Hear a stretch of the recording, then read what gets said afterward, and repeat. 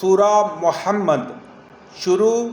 اللہ کا نام لے کر جو بڑا مہربان نہایت رحم والا ہے۔ جن لوگوں نے کفر کیا اور اوروں کو اللہ کے راستے سے روکا، اللہ نے ان کے اعمال برباد کر دیے، اور جو ایمان لائے اور نیک عمل کرتے رہے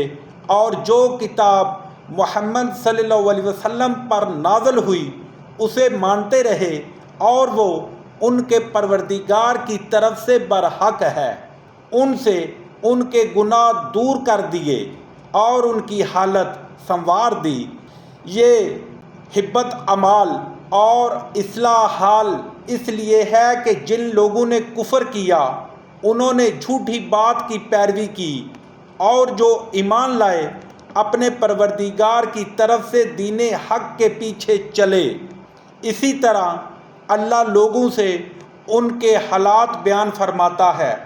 جب تم کافروں سے بھڑ جاؤ تو ان کی گردنیں اڑا دو، یہاں تک کہ جب ان کو خوب قتل کر چکو تو جو زندہ پکڑے جائیں ان کو مضبوطی سے قید کر لو، پھر اس کے بعد یا تو احسان رکھ کر چھوڑ دینا چاہیے یا کچھ مال لے کر، یہاں تک کہ فریق مقابل لڑائی کے ہتھیار ہاتھ سے رکھ دے۔ یہ حکم یاد رکھو، اور اگر اللہ چاہتا تو اور طرح ان سے انتقام لے لیتا۔ اس نے چاہا کہ تمہاری آزمائش ایک کو دوسرے سے لڑوا کر کرے، اور جو لوگ اللہ کی راہ میں مارے گئے ان کے اعمالوں کو ہرگز ضائع نہیں کرے گا، بلکہ ان کو سیدھے رستے پر چلائے گا اور ان کی حالت درست کر دے گا، اور ان کو بہشت میں جس سے انہیں شناسا کر رکھا ہے داخل کرے گا۔ اے اہل ایمان، اگر تم اللہ کی مدد کرو گے تو وہ بھی تمہاری مدد کرے گا اور تم کو ثابت قدم رکھے گا، اور جو کافر ہیں ان کے لیے ہلاکت ہے اور وہ ان کے اعمال کو برباد کر دے گا۔ یہ اس لیے کہ اللہ نے جو چیز نازل فرمائی انہوں نے اس کو ناپسند کیا، تو اللہ نے بھی ان کے اعمال اکارت کر دیے۔ کیا انہوں نے ملک میں سیر نہیں کی تاکہ دیکھتے کہ جو لوگ ان سے پہلے تھے ان کا انجام کیسا ہوا؟ اللہ نے ان پر تباہی ڈال دی، اور اسی طرح کا عذاب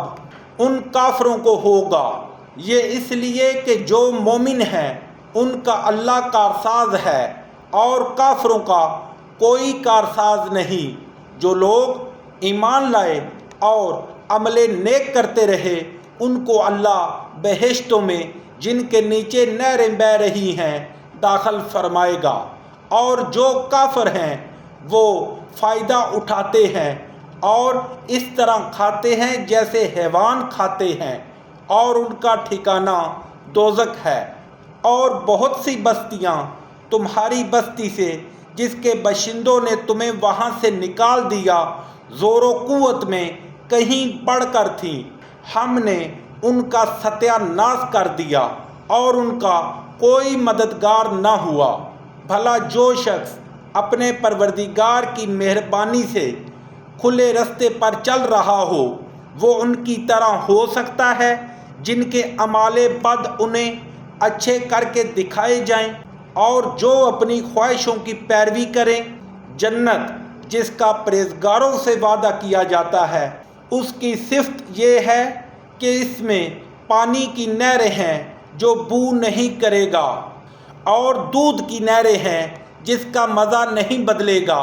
شراب کی نہریں ہیں جو پینے والوں کے لیے سراسر لذت ہے، اور شہد مصفیٰ کی نہریں ہیں جو حلاوت ہی حلاوت ہے، اور وہاں ان کے لیے ہر قسم کے میوے ہیں، اور ان کے پروردگار کی طرف سے مغفرت ہے۔ کیا یہ پرہیزگار ان کی طرح ہو سکتے ہیں جو ہمیشہ دوزخ میں رہیں گے اور جن کو کھولتا ہوا پانی پلایا جائے گا تو ان کی انتڑیوں کو کاٹ ڈالے گا؟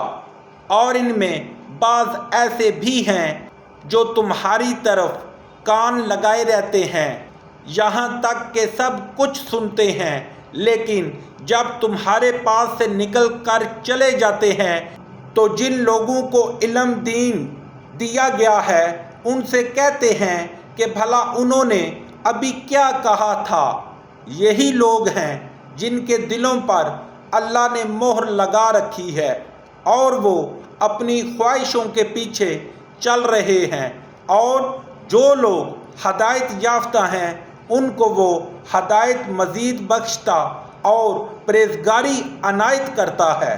اب تو یہ لوگ قیامت ہی کو دیکھ رہے ہیں کہ ناگہاں ان پر واقع ہو، سو اس کی نشانیاں واقعہ میں آ چکی ہیں، پھر جب وہ ان پر نازل ہوگی اس وقت انہیں نصیحت کہاں مفید ہو سکے گی۔ پس جان رکھو کہ اللہ کے سوا کوئی معبود نہیں، اور اپنے گناہوں کی معافی مانگو، اور مومن مردوں اور مومن عورتوں کے لیے بھی، اور اللہ تم لوگوں کے چلنے پھرنے اور ٹھہرنے سے واقف ہے۔